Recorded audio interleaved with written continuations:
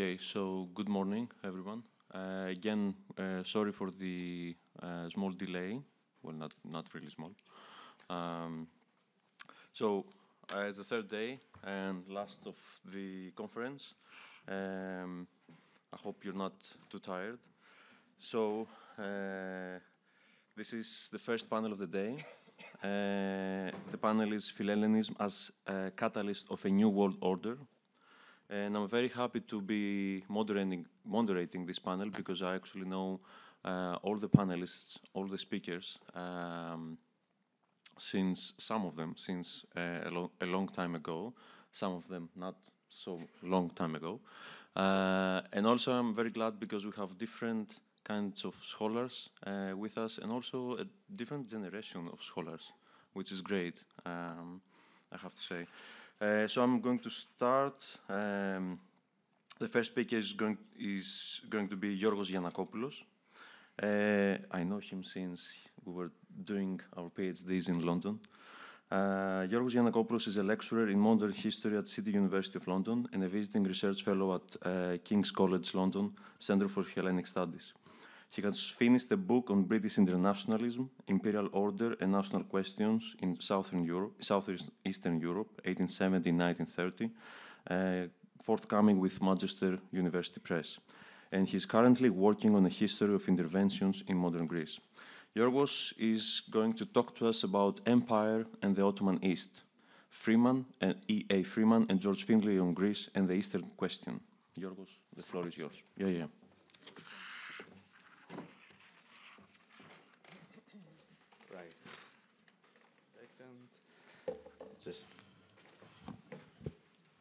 That's a bit, no idea how to use. Can you hear me? Yes, thanks. Just let me set my clock because I'll probably run over time. But you won't. Okay, no, I won't indeed. So I've got 20 minutes. Thanks, Michali, for the kind introduction and for putting this together. The British School at Athens, you know, the staff here at the library helping us.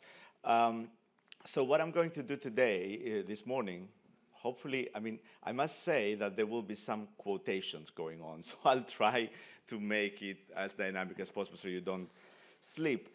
And I'm going to start with like the Finlay. So there will be a lot of Finlay, in a way starting from you know, picking it up from where we left it last night with the Finlay archive. I should start by this. What I want to do in this paper, and you know, when it gets developed in a longer one, is actually to try and trace and think of the writings and correspondence of two British figures, British intellectuals. One is Finlay, we've heard about him. The other one is a person called E.A. Freeman. And I'll speak about both and introduce them both a bit later. As a way to chart the transformations of British Philhellenism during the 19th century, so extending a bit the time scale from 1821 all the way through to the 1870s. And you know, I'm also taking a biographical approach here, and for me this is a fascinating bit of historical detail. For instance, Freeman, the person that you'll speak about a bit later, is born at the year where young Finlay moves to Greece to fight for freedom and independence. So there's also a generational angle here.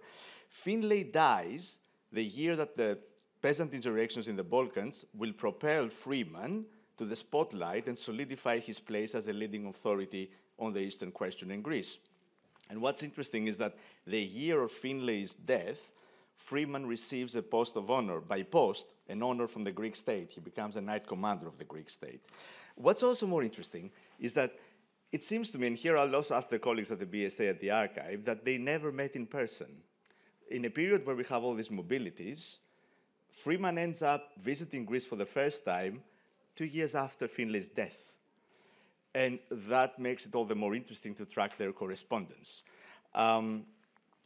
So it's a very interesting, even biographical story of misconnections and you know, a kind of intellectual relationship that builds up from the 50s to the 70s. And something here about the archive and you know how I came, because also you know how I came across it and all that. what you see in this photograph there is actually the stack of papers documenting the correspondence between Finlay and Freeman from the John Rylands Library at Manchester. What's interesting to me is that, and I actually had a look, Michali, yesterday in the, I searched in the online digital kind of Freeman thing. What's interesting is that part of this correspondence, especially letters from Freeman, not all the letters, some of the letters are available in the British School. They've published before in a piece a couple of years ago by someone called Stevenson, I may be wrong. So the point is that, you know, I can't at the moment piece together all the correspondence, but there are bits and bobs here and there that kind of I'll make this presentation kind of build on what I've found so far. So there might be more stuff in the archive, and I look forward to looking at it more closely. Now, how does this relation impact the story of global Philhellenism? And I think, you know, I really take this question that I think Michallis posed and others as an interesting way of thinking about this. What is global Philhellenism? What kind of contents does it have? And here, one thing that I think will run through this presentation will be something we discussed yesterday with Maurizio and others, the idea of Philhellenism as some kind of a informal empire of sorts. But it's an informal empire frame that's not necessarily, you know, evident in those who fight for independence, but it's also evident in those who think about what Greece can become or not after independence. Here is kind of the question. And the key argument of this paper, and I don't claim any originality on this, others have noticed it as well, is that what we find when we think or we study the thinking of those people from Finlay to Freeman, we have a shift in the content of Philhellenism from a preoccupation with the politics of freedom in Greece to a much broader language of Christian freedom in southeastern Europe that is not limited to Greece as the century moves on from the 1820s all the way through to the 1870s, 1880s. And I think the kind of reconstruction of this relationship, of this correspondence, would kind of validate that broader argument. So what I'm going to do now, okay, that's kind of a bit of the introduction, is I'm going to briefly introduce the both fingers, discuss as succinctly as I can the writings of Finlay in the 30s, 40s, and 50s, then trace the beginnings of their correspondence and their relationship, which is in the 1850s, and take you through kind of a journey through quotes, through citations from their correspondence, all the way to the 1870s. And I'll aim to do that in 15 minutes. Another kind of thing, talking about mobilities here, that kind of is, I just wanted to include because it's quite fascinating. How does these letters travel? You know, in the correspondence, we find a lot of interesting things about, how, the kind of rules by which these, the posting systems and how these letters go around and they come back, etc. And I just find this, by the way, I should say, as Michalis knows, Freeman's handwriting is great. Finlay's. Freeman is not that great. Finlay's is perfect. This is a tiny bit that actually it's Finlay telling Freeman essentially, what's the fastest way to get a letter from Greece all the way there. But I just wanted to add it as a kind of a footnote to say we need to be conscious also about, the modes of transport of this conversation, the vehicles of this conversation. What do we have about this correspondence? We have, obviously, the papers in Manchester. We also have an interesting collection, late 1890s, which is a very interesting 19th century of compiling archives. So essentially, it's an edited volume of a person close to Freeman, featuring there some bits of Freeman's correspondence. But again, it's fragments in some cases, so it's not quite evident that everything is there. Now, Freeman Finlay, I guess we all know who he is by now, so I'm not going to go through, an extensive list of who he is and what he does. It's in the PowerPoint. I just want to note a couple of things, right? So, as mentioned, he comes to Greece for the first time in 1823 when Freeman is born. Then he goes back away. Then he comes back in the 1860s. Late 1820s. Late 1820s, he works with Howe. We talked about him in the Peloponnese.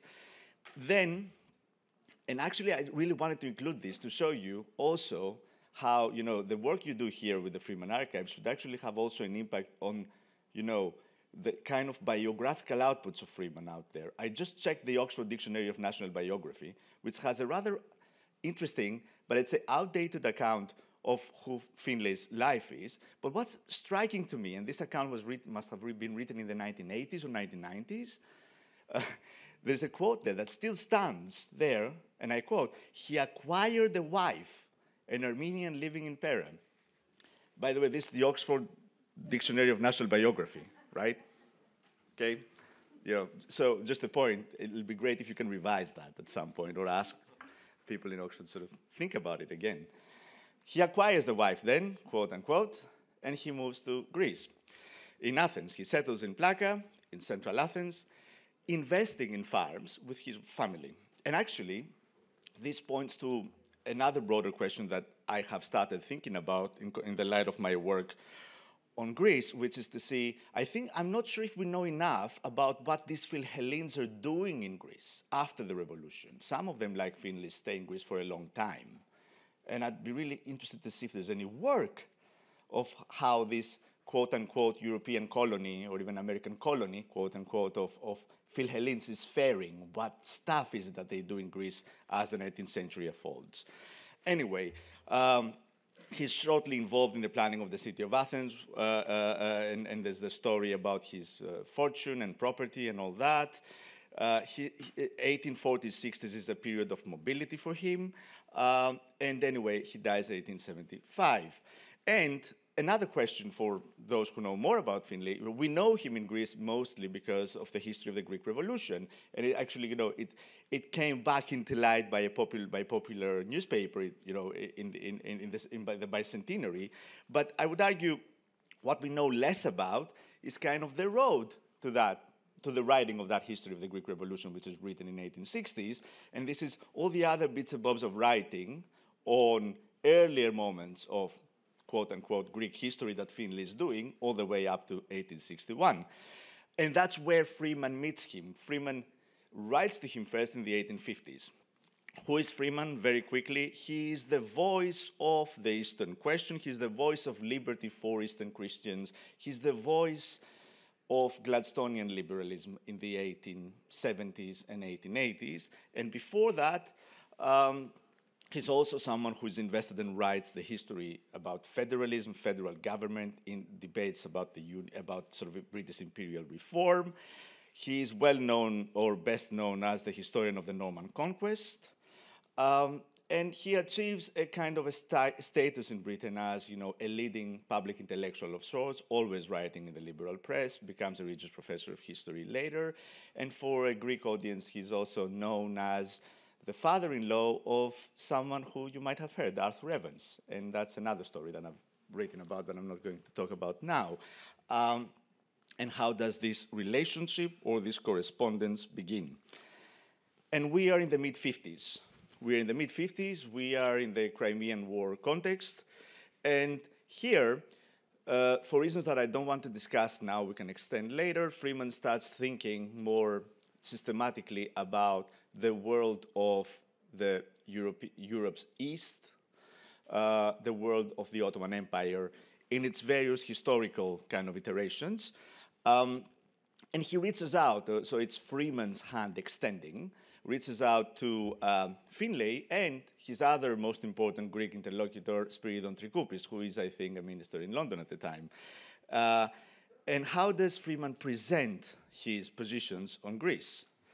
I quote, "Greece, even as it is, 1855, has greatly benefited by its emancipation from the Turkish yoke, but it would have benefited still more had it been left to the development of its natural energies and not crippled by the interference of European powers. And also not crippled by the imitation of Western habits and institutions." So this is kind of Freeman's manifesto, if you will, about what Greece is and should become. And we notice the period, right? This is 1855. This is, right, blockades. This is a crucial moment in Greek history.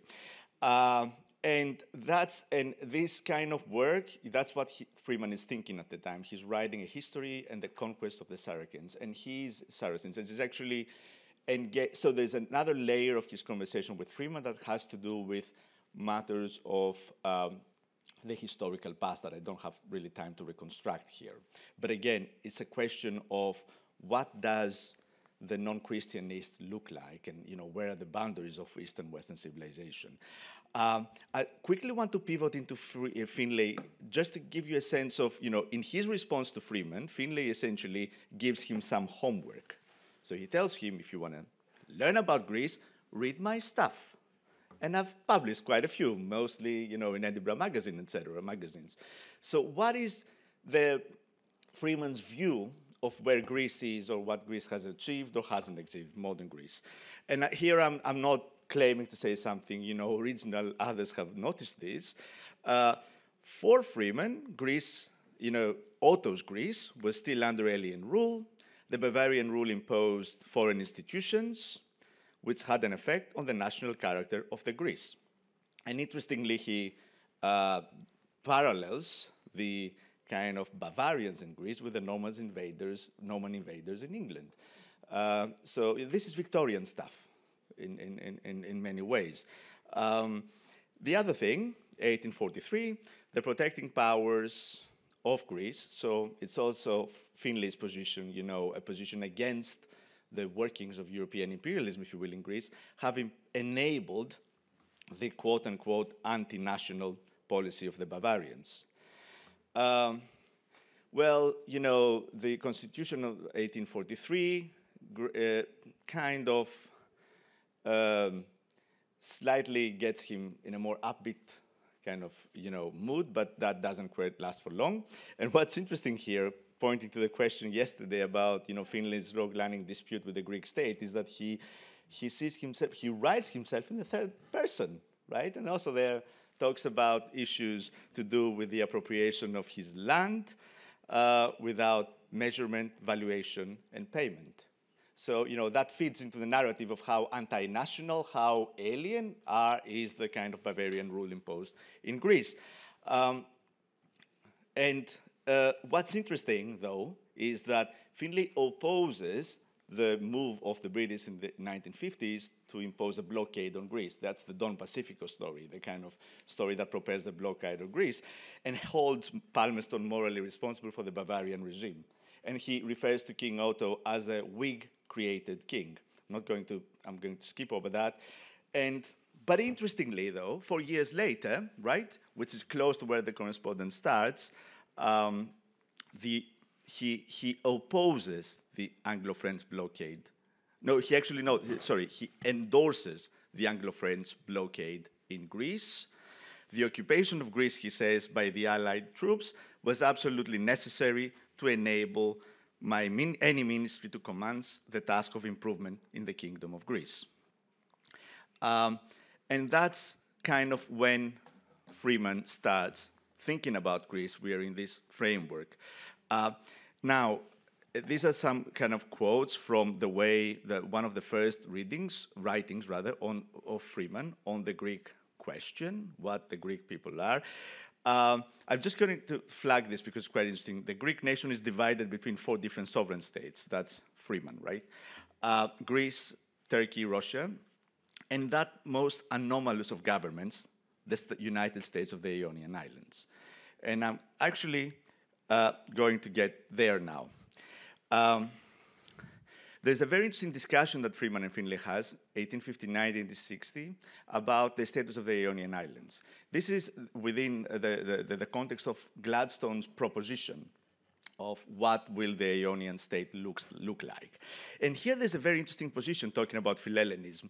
On the one end, Freeman is thinking, well, that now it's the time for the unification of the Ionian Islands with Greece. Finlay is much more skeptical. The Ionians owe to the sovereign the same allegiance an Englishman owes to theirs. I don't believe that the cause of liberty is advanced by setting the law at defiance whenever it suits any nationality.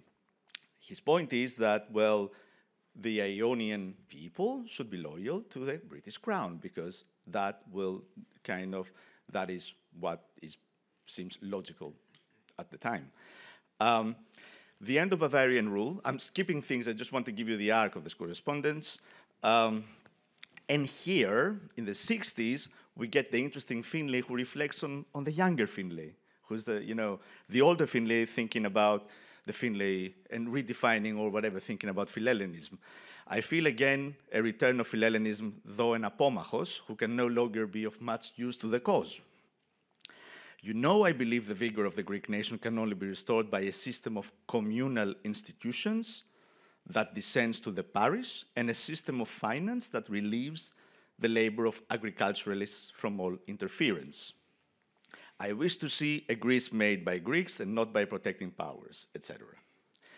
And then what's interesting is, he says, I would, address public opinion in England, but I have no influence. Nobody reads me. And that's interesting because Freeman starts having a lot of influence at the time, at least he's more widely read. So there's a very interesting connection here saying, could you, in a way, please be a vehicle of kind of this way of thinking about Greece. And, but what's interesting, though, that this letter ends with him endorsing the idea of Gladstone becoming a king of Greece. So for me, this kind of exemplifies a bit the models of what kind of a British Philhellenism could be when they think about Greece in this particular period. You start by thinking no interference, and then you end up with proposing Gladstone for a king of Greece. And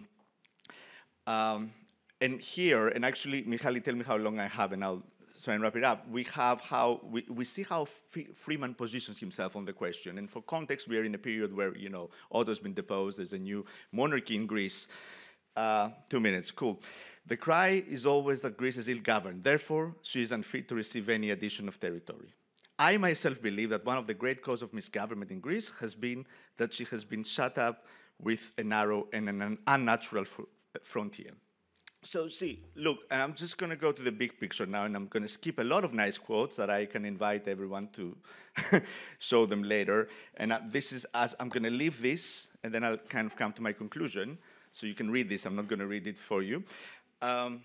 This is the Freeman-Finlay kind of thinking about Greece towards in the early 70s, towards the end of their conversation and correspondence.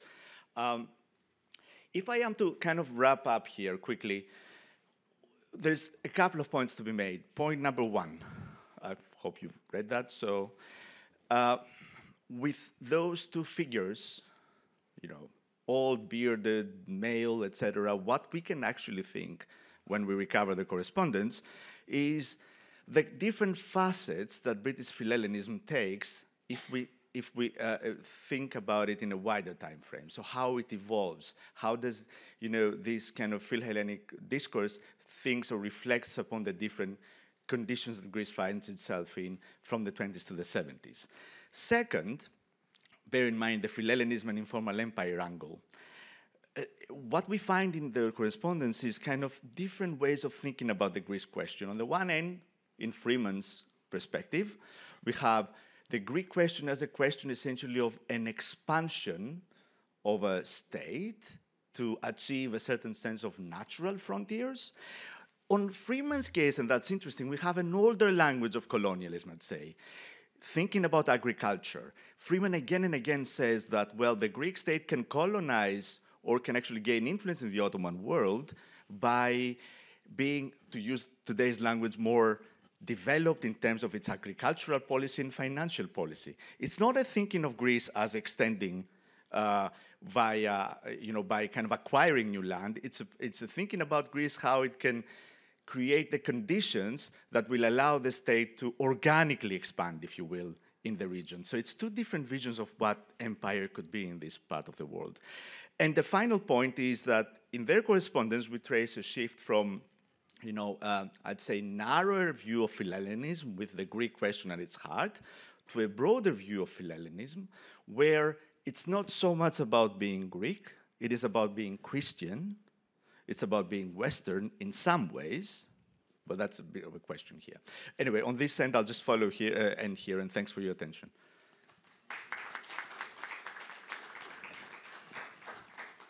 Well, thank you, Giorgos. I have many things to say, but I will restrict myself.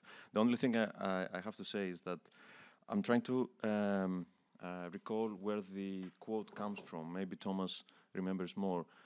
But Finlay has a quote trying to explain to someone, maybe it's Freeman, maybe it's Felton, why he wrote a history of the Greek Revolution. And what he says is that I was thinking, he says, that to write an autobiography, but since Trikoupi's work is seen as history, I decided to write my counter-history of the Greek Revolution, a response to Trikoupis. And it's interesting that Freeman had a conversation with both. No more from me. I turn now to Dialla, a dear friend and a colleague. Ada is professor of European and Russian history at the Department of Theory and History of Art, School of Fine Arts in Athens.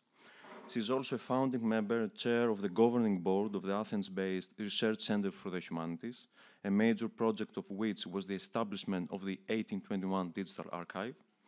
Ada has published widely on Russian history and the Greek Revolution, while her book, Russian Empire and the Greek World, Local European and Global Stories in the Age of Revolutions, in Greek, has just been published by Alexandria, and I recommend it completely.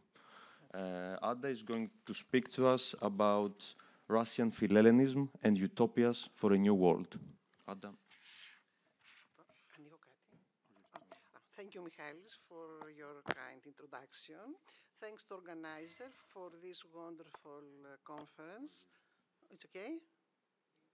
Λίγο πιο κοντά. Ωραία. Ευχαριστώ. The news of the uprising in Morea created a multifaceted Philhellenic sentiment in Russia, as in the case of the rest of Europe.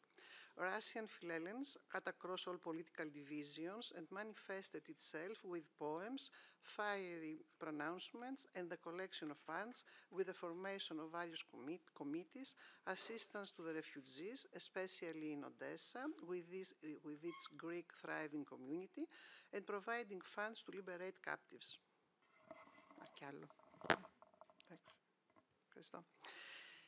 The news about the Greek rebellion stirred up society, especially the youth. The libertarian strata of the society described this mood in terms of an unusual experience of time. For them, the times in which they lived were exciting and miraculous. At the beginning of the 1820s, before their rise, upheavals were unfolding from one corner of Europe to the other, from Portugal to Russia. No country seemed exempted, not even the two polar opposites, Britain and the Ottoman Empire. This also applied to North and South America. All these cases were perceived as an expression of the same revolutionary ideas which triggered the minds that inspired the spirit of transformation, the spirit of change for a better future for their country and the rest of Europe and the rest of the world. The Greek 1821 and the other revolutions of then Global South captured the political imagination of the historical actors as a topos of hope. Greece, which did not exist at that point as a real geographical and political entity, was signified as a temporal avant-garde. In my presentation, I will argue that the Philhellenic vision of the Russian liberals and Republicans was intertwined with changes in the meaning, perception, and experience of time during and after the Napoleonic Wars, which in turn constructed them as active historical subjects. The crucial thing in this context was, of course, the concept of the future, in accordance with the idea of freedom from the past, which opened in the presence horizons for social alchemy. In the Russian environment, even in the late 18th century, time was officially fixed at cyclic annual time as liturgical year and service holidays. The years 1812 to 1814 that is, in words, Napoleon's invasion of Russia, his ousting from the country and his defeat by the Russian army was a critical moment in modern experience of time. Now the time was reconceptualized as a linear, homogeneous, event-empty, progress-oriented, reason-measuring object. This conception of time, as we know it, had come to the fore since the French Revolution. The notion of cyclicality was abandoned and replaced by the concept of linearity as a teleological process in the sense of irreversibility. Time became historical time. The emergence of the notion of history presupposes the complete separation of present, past, future, hence the complete distinction of the past as something that was definitively passed away. Historical thinking meant a peculiar perception of the past as something closed that could not threaten a newly established order. Many participants of the Russian Great Patriotic War would describe this transformation in terms of generations. According to them, quote, in the course of 2 years, we had before our eyes great events in which we ourselves participated, and so we went ahead of our elders of the previous generation by a century. The experience of a huge temporal gap between generations constructed the notion of contemporaries and as ancients. The idea of the future transformed the role previously assigned to the human factor. The future, from something predetermined and beyond significant human intervention, became something that human actions could dramatically influence in the present. As a result, human beings started to be perceived not merely as mortals, but primarily as participants and creators of history. Time was given a constructive role and became a dynamic and historical force in its own right. These new concepts had already been set in motion when the Russian Empire emerged victorious from the Napoleonic Wars. Then, at the Congress of Vienna, it appeared all-powerful. Sorry. Moreover, its emperor, Alexander I, the crowned utopian, was hailed by the youth of the time in Russia and elsewhere as a noble figure who envisioned a new European future. This situation generated a huge momentum of expectation and hope that Russia was marching towards a happy ending in Europe and the world. Infused by Enlightenment ideas, Tsar Alexander at the Congress of Vienna and in the years after Vienna flirted with constitutional reforms in his empire and the abolition of the Russian version of slavery, serfdom. However, as early as 1818, the utopian Tsar abandoned his earlier visions. With the cooperation of the conservative Imperial Russian General Alexei Arakcheyev, he was now bidding for transforming his empire into various military agricultural colonies instead of issuing a constitution. The emperor's conversion caused many young libertarians who shared the constitutional visions of the Tsar to go over to the opposition. The disappointment of the protracted reforms, and before this, the context with the rest of Europe during the Napoleonic Wars, the painful awareness that Russia was keeping its people in slavery, all gave rise to the secret societies.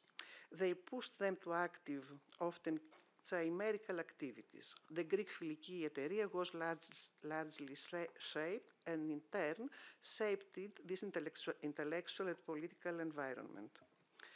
The Mediterranean revolutions, and more specifically the Greek Revolution, occurred at the very moment when expectations for the future became the subject of controversy among the Russian educated society. This controversy brought about the wars for the meaning of concepts such as freedom, rights, constitution, and liberalism. The opposition strata experienced what Kozlet called divergence between the horizon of experience and the horizon of expectations. History became a matter of assertion, a practical project that required participation rather than passivity. Time has become a tool that people's action could direct toward a central ideal. The eminent intellectual and future Decembrist Nikolai Turgenev, who spent his life in exile in London, expressing the ideas of his contemporaries, contemplating the question of time as follows. I quote, "Everything around makes me think that time is a bad doctor in the disease of people's misery. Its pulse has been beating for centuries. Now we don't even want to go from one time to another in the course of iron chains. Time becomes something good only when people speed up, accelerate course of time." Like the other revolutions, the Greek Revolution seemed to fall precisely into this perception of time, time that accelerates and makes leaps toward the future, but not toward an unknown future. History was conceived as driven by historical actors and had a direction that points to keep up and fill any gaps. The past became old, ancient, and isolated, and the future is expected to be radically different from the past. A utopian reformist discourse and the idea of collective voluntarism were produced. Let's also remember Ottoman's Spain, read at that time by Russian rebellious youth. It depends on our will to remake the world from scratch. The libertarian strata perceived the Greek uprising as a link in the chain of uprising since those in Italy, Spain, Portugal, and South America. They endorsed it and hoped it would assist in igniting the whole of Europe against the old regime, bringing about European freedom and the much desired change in Russia itself. The libertarian strata aspired to be a part of a revolutionary international. They envisioned a new world with Europe at the top, a republican Europe with constitutions and popular sovereignty, but also hierarchical with some independent nations, nation-states, and empires governing the world. A typical example of this new cultural and political environment was Wilhelm Ludwig von Kuchelberger. He was born 1797 and died 1846. He was an aristocrat of Lutheran faith and of German origins, a Russian romantic poet inflected by libertarianism. In 1821, Kuchelberger was as a diplomatic envoy toward Europe. He had the opportunity to be an eyewitness of the 1820s upheavals. He became an acquaintance of Goethe and close to Benjamin Constant.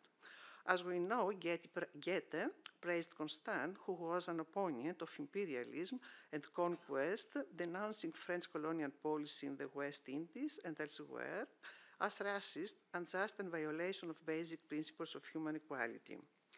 He supported also the Haitian Revolution, and he was a staunch proponent of Greek independence from the Ottoman Empire. In Paris, Kuchelberger delivered a provocative lecture that remains a valuable summary of early Decembrist thinking on language and its relationship to national self-determination. I quote, "The history of the Russian language," Kuchelberger told his French audience, "will perhaps reveal to you the character of the nation that speaks it, free, strong, and rich. And it offers a constant antidote to the pernicious effects of oppression and feudalism. Nevertheless, national self-affirmation was linked to Russian imperial hegemony, and this became an essential tenet of Decembrism in literature no less than in politics. The striking amalgam of libertarian and authoritarian elements in Decembrist's ideology corresponds to a considerable extent to this marriage of nationalism and imperialism." Kuchelberger, as the rest of the libertarian poets, was adept at associating political aims with literary practices. By linking an opposition politic to prescriptive poetics, Decembrist ideology was able to fuse literary word and political deed into a singular civic act. Upon hearing of the Greek uprising, he jotted down his Greek song while in Paris.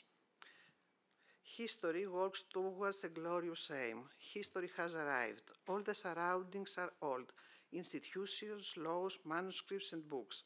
People, rise from your sleep. Wake up. Joy.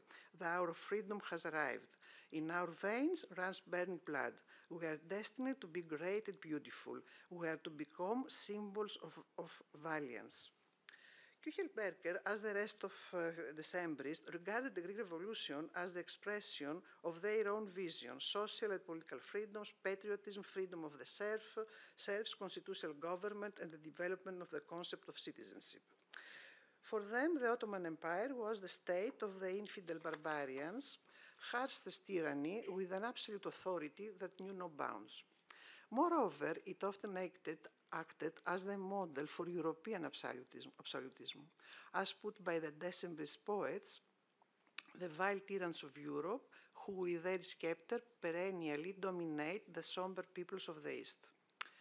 The Greek Revolution posed the question of how people in the 19th century imagined their future and shaped the horizon of people's expectations as the utopia of freedom, guarantees, and respect for human rights. Of course, the early 19th century produced a multitude of utopias which referred to political, social, and economic changes. Let's remember Saint-Simon or Fourier. They were utopias and dystopias in the context of a modernist project. Küchelberger himself had already experimented with utopian and dystopian novel with his Letters from Europe and The Land of Headless.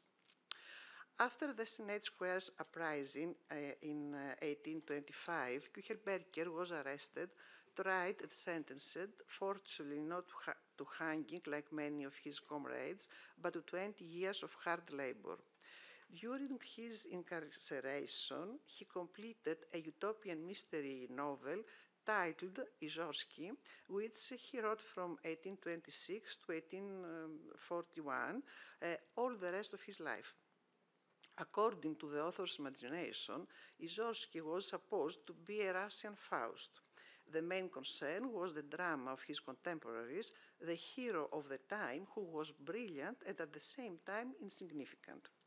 The poet used motifs of Goethe and Shakespeare to depict man's inexorable desire to know the meaning of existence and to grasp the mystery of the moments of life. In the last part of this piece, Küchelberger sent his hero to Greece while he was fighting for freedom against Ottoman rule. Surrounded by heroes of the war, the literary hero abandons the idea of his exclusivity. In Greece, Izorski met real historical personalities, such as Barbagiannis, this is Capodistria, Nikitas Bolaris, the Turcophagos, Turk eater, Edward John Trelawney, etc. Izorski arrived there when Athens was besieged.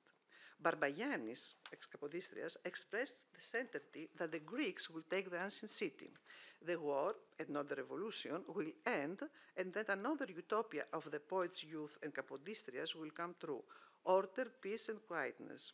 These conditions will turn a horde of fighting animals, in other words, the insurgents and locals, into humans. Barbagiannis invites the Russian Faust to participate in his noble civilization project. To his great disappointment, the hero refuses, explaining frankly that he has not found the utopia he was looking for in Greece.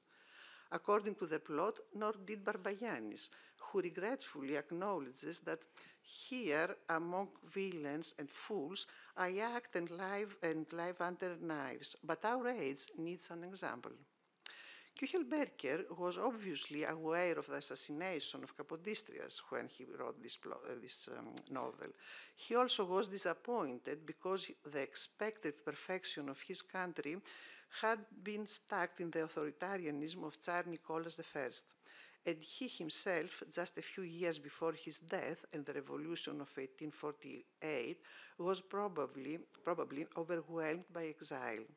The end of his novel was a kind of dystopia. His hero was mortally wounded by a Muslim fanatic.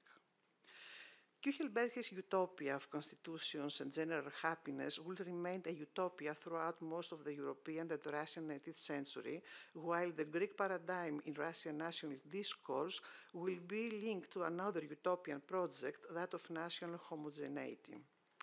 Nevertheless, all subsequent generations of revolutionaries had the unshakable conviction that the historical subject could tap history on the soldier and make it run somewhat faster towards any desired goal.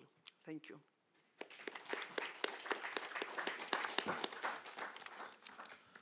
Thank you, Ada. I may be out of line here, but I think we had two papers with kind of two different approaches to history, but approaches which converse a lot, a more intellectual approach and a more conceptual approach, and this was great. Now we turn to our third speaker, Thomas R. Bull. He gave me a biographical note, which I'm going to change the structure of. And you will see why. Thomas specializes in trans-regional intellectual history. He has particular interests in the exchange of ideas across the Atlantic in the age of revolutions and the development of intellectual and political culture in Greece and the Eastern Mediterranean.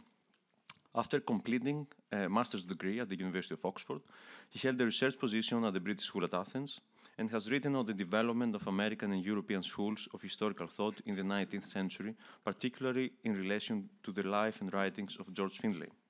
We're very happy to say that Thomas has been accepted in a full-funded PhD program at the University of Pennsylvania about a month ago, and so as a member of the BSA, we congratulate him on that.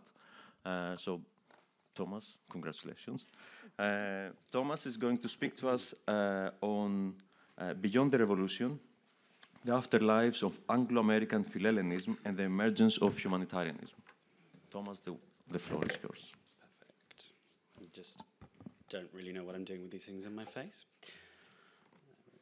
Yeah, I think it's probably worth emphasizing incoming PhD candidate before I say anything else, just to sort of ensure myself slightly. There we are. So the title of this talk was sort of a matter of debate on my part, and I think much to Michalis's frustration in terms of getting the program printed. But I'm very grateful both to him and to the BSA for both my participation in this conference, my position last year, and really their continuing confidence in my career. As Michalis mentioned, I was the BSA's library and archive intern last year, so if you've seen me flouncing through the BSA library, that would be why. But I have now sort of propelled myself back into the academic maelstrom slightly. So with that, I will get on with it. So I opted to use the term afterlives of Anglo-American Philhellenism for two reasons. The first is that American and British Philhellenism were themselves distinct animals in many ways, although not without similarities, but I don't wish to imply a uniformity between the two movements that glosses over some of the nuances. The other, and I think probably the more important one here, is because the Philhellenism of the Greek Revolution did not have a single after effect. It rippled into many aspects of 19th century intellectual and political culture, many of which we've heard about this week, not least movements for women's suffrage, the abolition of slavery, aspirations for national statehood, and, as is my focus now, the emergence of humanitarianism. So my paper today has two main points for discussion. The first is the later influence of Philhellenism on humanitarian and philanthropic responses to crises in the latter half of the 19th century. This is especially with regard to the Cretan Revolt of the 1860s and the continued involvement of Philhellenic Greek committees in Britain and America, much in the way of those of the Greek Revolution itself. The second, though I think, insofar as my presentation today is concerned, ancillary of my arguments, regards the diplomatic considerations of humanitarianism and the political afterlife of Philhellenism. So, owing to the constraints of time, I'm sort of doing both a macro and micro-historic approach, insofar as I'm focusing particularly on the lives of George Finlay and Samuel G. Howe, their continued relationship, and their continued involvement in Greek affairs. Having met during the revolution itself, their continued relationship is well documented in Finlay's later correspondence, and it's particularly illuminating for understanding the bonds of what I will refer to, perhaps slightly problematically, as the Philhellenic fraternity, and the fact that it endured long into the 19th century. It's not to suggest that these two men constitute the entirety or even are necessarily representative of American and British Philhellenism, but they're certainly useful examples in trying to understand the later legacy of Philhellenism, both in the Mediterranean, but also in countries across Europe and across the Atlantic. So while I don't have enough time to give an in-depth overview of the development of humanitarian thinking in the 18th and 19th centuries, it's helpful, I think, to give some indication of the changing social and moral currents of the time. Michael Barnett's Empire of Humanity gives an excellent discussion of the growth of a regime of sympathy in the late 18th century, described, in other words, as a passion for compassion. In general terms, this marked a shift from an attitude towards charity as something that would encourage, and I quote, a dependent, irresponsible, and undisciplined personality towards a lofty, altruistic, and certainly I think in Britain and America, Christian undertaking. So the humanitarian revolution, as Barnett terms it, was inextricably bound up with the political and social upheaval of the Age of Revolutions, in which existing political communities and power structures were challenged.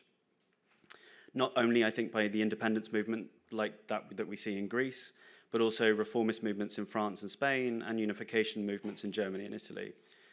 Developing concepts like nationalism and nationality, or, and I apologize for my French pronunciation in advance, the French concept of fraternité, gave rise to a new moral code in which the community and our own contribution towards it as individuals became central. After this cultural shift in thinking towards humanitarianism and charity in the late 18th and 19th centuries, the Greek Revolution provided a testing ground to implement these new ideas in practical ways. As we know, many different forms of aid were given to the Greek cause, but it was strictly the compassionate and, to some extent, pacifistic aid that yielded the greatest results. Yeah, that's fine. So William St. Clair outlines in his now semi-classic treatise on Philhellenism that the Swiss in 1826 were the first to recognize that the most useful service of Philhellenism was to send supplies to relieve suffering, establishing the reputation of Switzerland as the Good Samaritan of Europe. In Finlay's view, Swiss efforts rendered, and I quote again, rendered more real service to the cause of Greece than the proceeds of English loans. And I think on the basis of the presentation that we saw yesterday, I think there are probably those in the room that would disagree, but that's what Finlay says. The distribution of Swiss aid became an issue, however, with much of it being utilized in support of the Greek war effort rather than given to those who were in the worst of conditions.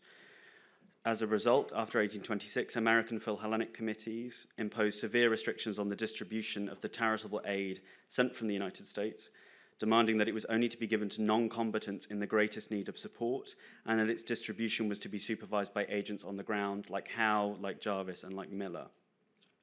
American aid was, in a sense, to become strictly humanitarian in the modern sense of the word. It was intended solely to relieve human suffering without involvement in or engagement with the surrounding conflict. I think the important word there being intended. Perhaps the most remarkable feature of the humanitarian aid received in Greece from the United States during the Revolution was its popular nature. As St. Clair tells us, a small community would contribute a few bags of flour, a village might buy a barrel of salted pork. Shopkeepers would give some of their merchandise, boxes of shoes, lengths of cloth, and he goes on to name various communities across the east coast of America who contributed clothing as well as food. And it's quite an extensive list, so I could go on. But what is clear, I think, is that ordinary Americans gave what they could, proportionate to what they found affordable. And as a result, I think we can reframe the later years of the Greek Revolution as an important catalyst, if not the catalyst, for a move towards contemporary inclinations towards humanitarian intervention. The regime of sympathy that we live with today, most recently the earthquakes in Syria and Turkey, the wildfires in Greece only a few years ago, and I think even the conflict in Ukraine, demonstrate a similar impulse, ordinary people giving what they can in whatever way they can. The Greek Revolution and the distinctly popular aid from the United States are some of the earliest examples of this phenomenon in practice. Of course, humanitarianism as a movement had many influences, and it didn't just emerge in one region or one nation.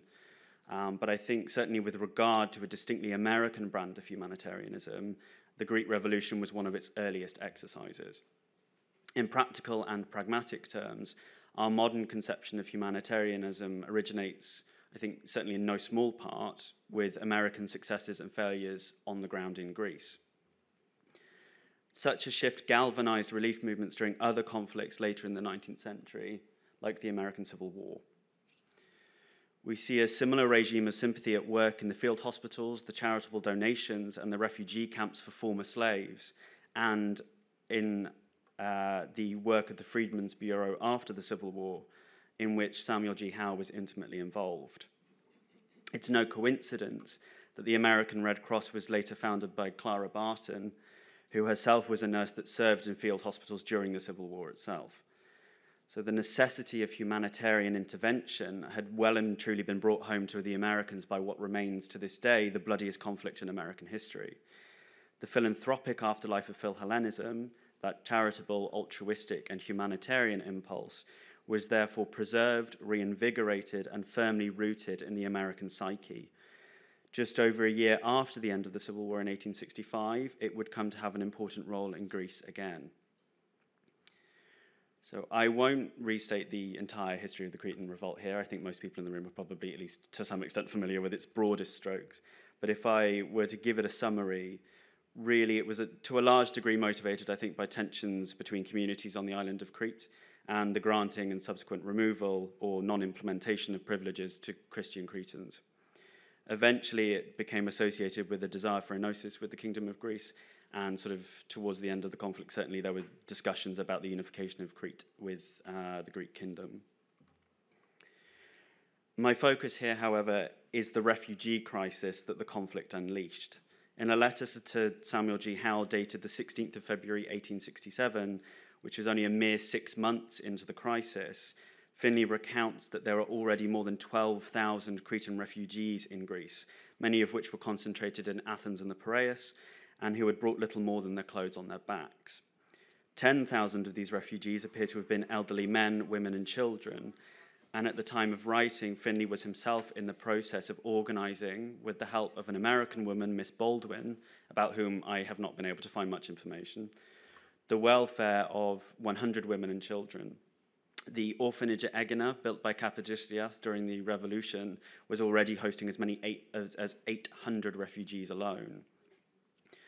In the same letter, which is now housed in the collections of Harvard University, Finlay acknowledges that the Boston Committee for Greek Relief has remitted to his cause $5,000 for the relief of suffering women and children refugees from Crete. This is in addition to the £5,000 already in the possession of the Anglo-Greek Committee to be used solely for the relief of helpless old men, women, and children. The relief was thus bound under similar terms to the humanitarian aid granted by the Americans from 1826 onwards, solely for non-combatants and to improve the social conditions of those affected by the ongoing conflict in Crete.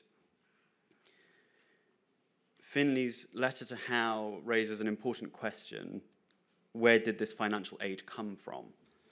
The £5,000 that Finlay mentions is the equivalent to just over £700,000 in today's money, while Howe's $5,000 is worth around $100,000 today.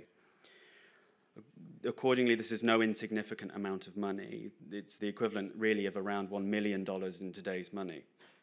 And what is perhaps most remarkable is that none of this money came from the American or British governments. In fact, when the British minister at Athens, Edward Erskine, requested humanitarian relief from the British government to help with the plight of Cretan refugees in Athens, not in Crete, but in Athens, the British Foreign Office refused on the grounds that there were no governmental funds that could be granted to help non-British subjects, which I think in the context of the British government today maybe shouldn't surprise us. Benjamin Disraeli himself argued that were Britain to intervene even in humanitarian terms, it would prolong the conflict because Cretans would hold out longer in the hope of greater assistance from the great powers, not least in the form of military aid. The reluctance of the British to involve themselves in any way with the Cretan crisis is therefore clear, while the American government pursued a policy of abstention from intervention in affairs not directly relating to the safety and security of the United States. Much as in the later years of the Greek Revolution, this aid therefore appears to be popular in nature. a product of the private sphere, effectively fundraised by committees like that of Howe in Boston and like that of Finlay in Greece, through whom foreign financing could be secured. But I think Finlay's letter reveals another element of humanitarianism in the 19th century that we should not overlook. In mentioning the possibility of creating a joint Anglo-American committee for Greek relief, Finlay mentions that he has discussed the possibility of doing so with the United States consul at the Piraeus, H.M. Canfield.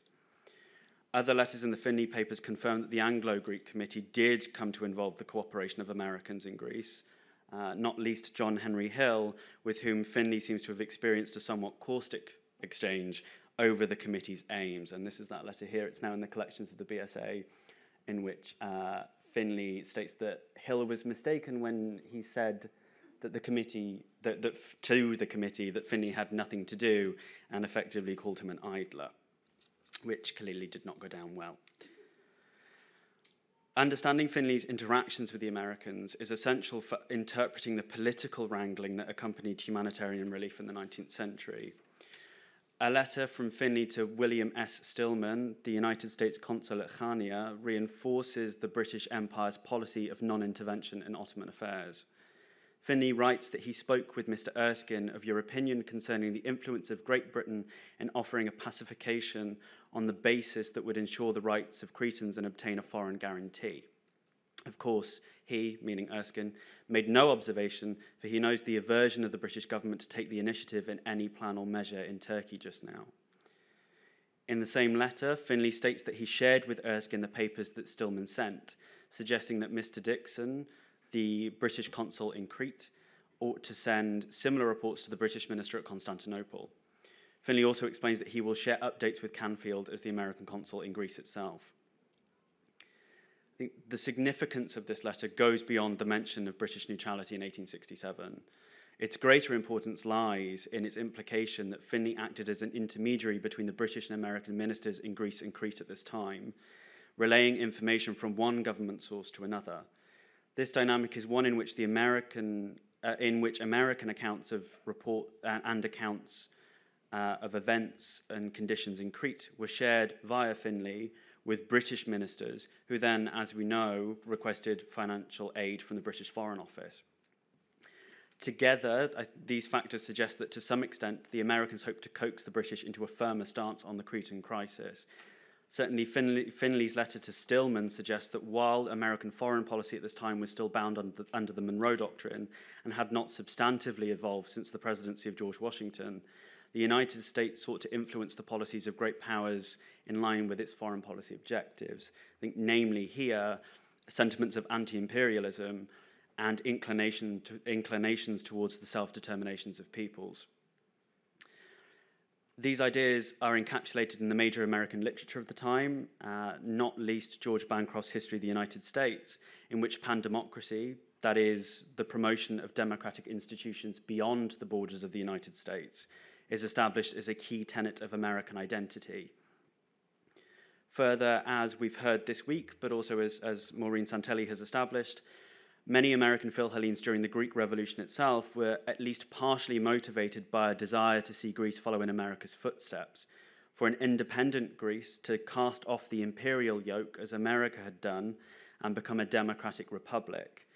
I think, to coin a phrase, as I think most historians aspire to do at some point in their careers, although I think I'm probably not quite there yet, many Americans wanted Greece to become the next republic, molded in America's image and forged in a similar crucible of revolution. Finlay's comments here, I think, play to a similar sentiment. So, to turn to the significance of this exchange, I think any such exercise of American soft power, even in a minor way, is significant. It comes at a time where the Americans are increasing their trade influence in the Mediterranean, including rumors of a potential purchase of the island of Milos in order to acquire a European port.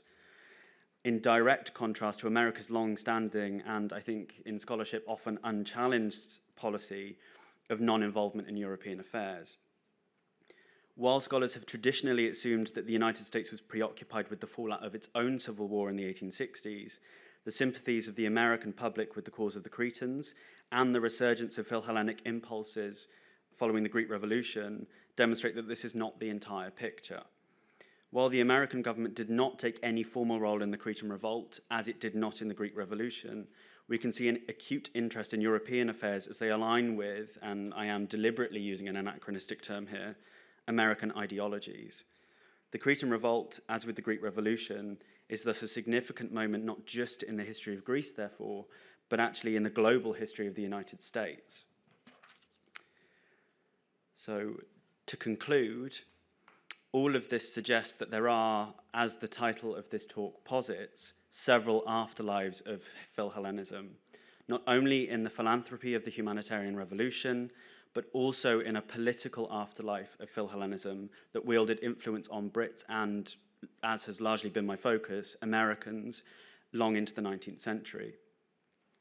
We should not imagine, however, that the legacy of Philhellenism did not permeate many aspects of American, British, or European life, not least the movements I mentioned at the beginning of the talk, like women's suffrage or abolitionism.